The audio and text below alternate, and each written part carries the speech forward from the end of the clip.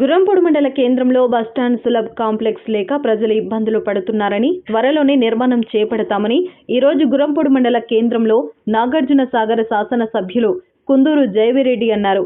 ఆయన ఈరోజు గుర్రంపొడి మండల కేంద్రంలోని రహదారి బంగ్లా పరిశీలించి బంగ్లా ముందు ఉన్న షాపులను 30 ఫీట్లు వెనుకకు జరిపి ముందు వైపున బస్టాండ్ సులభ్ కాంప్లెక్స్ నిర్మిస్తామని ఆయన ప్రజలకు హామీ ఇచ్చారు. ఈ కార్యక్రమంలో కాంగ్రెస్ పార్టీ మండల అధ్యక్షులు తగుళ్ల సర్వయ్య, జడ్పీటీసీ గాలి సరిత రవికుమార్, కంచర్ల వెంకటేశ్వరరెడ్డి, ఎంపీటీసీ కుప్పం రాములు, సర్పంచ్ సయ్యద్ మియా, రాధాకృష్ణ పంతులు, వెలగపూరి కర్ణాకరావు, మేడి వెంకన్న, కమతం జగదీశ్వరరెడ్డి, గుండెబైన కిరణ్, చలమల ఏడుకొండలు, గ్రామ ప్రజలు తదితరులు పాల్గొన్నారు.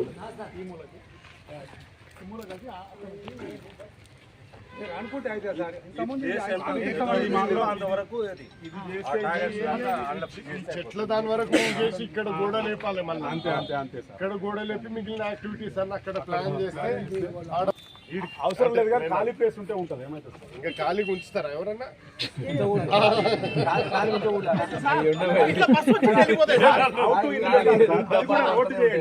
అవుట్ ఇన్ రోడ్ చేసి లోపలికి 50 ఫీట్ల వరకే క్లియర్ ఉంది కదా. అదే ఓకే ఓకే అట్లా ఇక్కడ నుంచి తీసుకుంటే లోపలికి వెళ్ళి బస్ లోపలికి వచ్చిపోయాడు అవతల గోడకి